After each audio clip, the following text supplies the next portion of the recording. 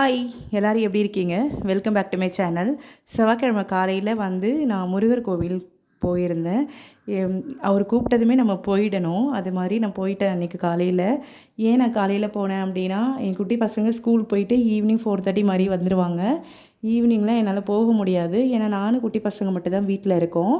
அதனால் காலையில் நினச்சதுமே நான் கிளம்பி போயிட்டேன். போயிட்டு அதுக்கப்புறம் நான் டெய்லரிங் கிளாஸ் போகிறேன்னு உங்ககிட்ட சொல்லியிருந்தேன். ஸோ டெய்லரிங் கிளாஸ் போனேன். போகணும் அதாவது 2 ஹவர்ஸ் போகிறேன் நான் கிளாஸு. அதனால் கோவில் போயிட்டு, கோவில் பக்கம் தான் அந்த கிளாஸும் இருக்குது. அதனால் போயிட்டு வரலாம் அப்படின்னு சொல்லிட்டு கிளம்பிட்டேன். கோவிலுக்கு போனீங்கன்னா, நான் கோவிலுக்கு நைட்டே பூ வாங்கி கட்டி வச்சுட்டேன், முல்லரும்பு பூவு. அது வாங்கிட்டு தான் கொண்டு போனேன். கீழே இருக்க குட்டி முருகர் சாமிக்கு அந்த அந்த ஐயர் போட்டாங்க. பட் அந்த பூ என்ன ஆகிடுச்சு, கீழே விழுந்துருச்சு. கீழே விழுந்தோடனே அவர் அதை அடுத்து கொண்டு போயிட்டு பெரிய சாமி தலையில் வச்சாங்க. அதை வச்சதுமே எனக்கு கூஸ் பம்ப்ஸ் வந்துச்சு. நம்ம எதை நினச்சி நம்ம இப்போ முருகருன்றல எந்த தெய்வமாக இருந்தாலும் நம்ம என்ன நினைக்கிறோமோ அதை நமக்கு அவர் நிறைவேற்றி கொடுப்பாங்க அப்படின்ற நம்பிக்கையில் தான் ஒவ்வொரு விஷயமும் பார்த்து செய்வோம். ஸோ அந்த மாதிரி தான் எனக்கு ஒரு விஷயமா தெரிஞ்சிச்சு அது. இங்கே பார்த்திங்கன்னா கோவிலில் இப்போது நவராத்திரி ஆரம்பிக்க போகுது. 9 நாள் ஒவ்வொரு ஸ்லோகம் சொல்லி ஒவ்வொரு சாமி கும்பிடுவாங்க. எனக்கெலாம் அந்த பழக்கமே இல்லை. எங்கள் வீட்டிலலாம் கொலுலாம் வச்சு கும்பிட்டது கிடையாது. பட் கோவிலில் போனீங்கன்னா அங்கே ஒரு அக்கா எனக்கு கொஞ்சம் நான் ஒரு 6 வீக்ஸாக கண்டினியூஸாக இந்த கோயிலுக்கு போகிறதுனால அவங்க எனக்கு கொஞ்சம் பழக்கமாயிட்டாங்க. அவங்க என்ன சொன்னாங்கன்னா, அங்கே நிறைய பொம்மை இறங்கியிருந்தது. கோவிலில் கொலு வைக்கிறதுனால அந்த பொம்மையவே வாங்கி நம்ம அதை வாங்கிட்டு அங்கே ஒவ்வொரு படிக்கட்டுலேயும் வைக்கணும் அப்படின்னு சொன்னாங்க.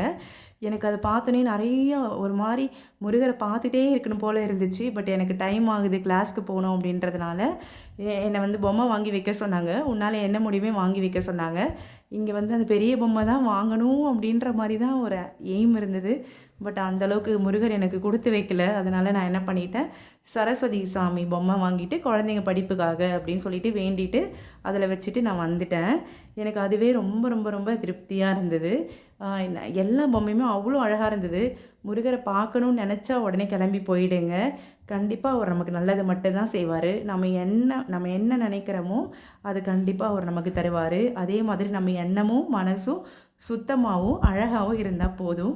வேறு ஒன்றுமே தேவையில்லை. அவர் நம்ம கூப்பிட்ட உடனே ஓடி வந்துடுவார்.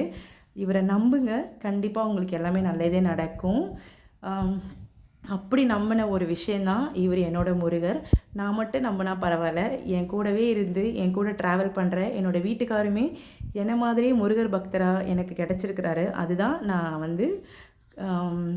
நான் என் வாழ்க்கையில் கிடைச்ச பிளெஸ்ஸிங்ஸாக நான் நினைக்கிறேன். எல்லாருக்குமே இந்த மாதிரி வாய்ப்பு கிடைக்குமான்னு எனக்கு தெரியல. ஏன்னா நார்மலாகவே கப்புள்ஸ்னால் கோவிலுக்கு போகும்போது சண்டை அப்படி இப்படின்னு இருக்கும். பட் எங்களுக்குள்ளே எதுவுமே கிடையாது. வேறு ஒரு விலாகில் பார்க்கலாம். பாய்.